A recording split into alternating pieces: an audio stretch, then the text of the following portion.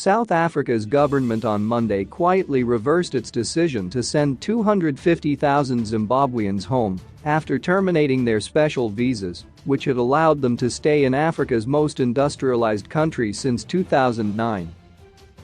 No reasons were provided for the about turn, which came as Zimbabweans had gone to court to fight cruel conditions set for them during a 12-month grace period, including a withdrawal of financial services, unless one proved that they have applied for a mainstream work permit. A notice posted on the website of South Africa's Home Affairs Department said, "Kindly note that Immigration Directive No. 10 of 2021 is withdrawn. The contents of this immigration directive must please be brought to the attention of all officials and applicants concerned."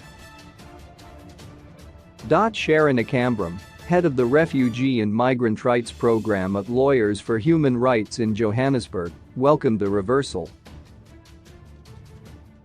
"It does call for a debate on how we manage movement in the region without infringing on people's human rights and their dignity," Akambram said. The plan had been to end the permits on December 31st and allow permit holders to apply for different visas or be deported after 12 months. It remains unclear what the government now intends to do with the permit holders, with an announcement expected before Christmas. Before Monday's surprise U-turn, the Zimbabwe Exemption Permit (ZEP) Holders Association and non-profit organization African Amity had filed an urgent application before the High Court in Johannesburg to overturn the government decision not to renew the permits. The permits expire at the end of December 2021, after which the Department of Home Affairs has instructed the holders to apply for mainstream visas during a 12-month grace period.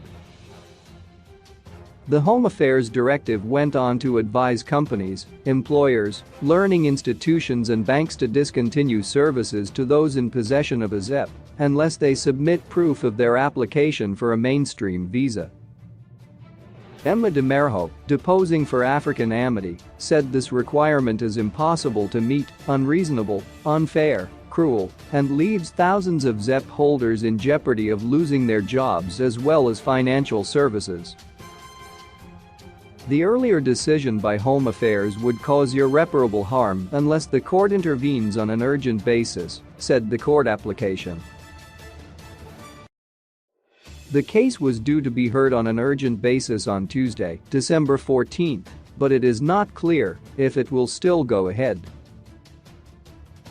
The Cabinet's November 25 decision to end the permits drew a chorus of complaints from human rights groups who argued that Zimbabweans who have been living in South Africa for more than a decade were going to be sent back to a country with few economic opportunities and high levels of political repression.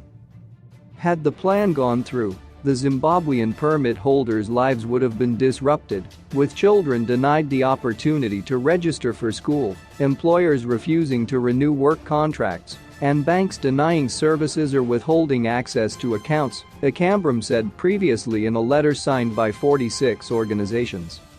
South Africa has a population of about 60 million, including about 3 million migrants, according to government statistics.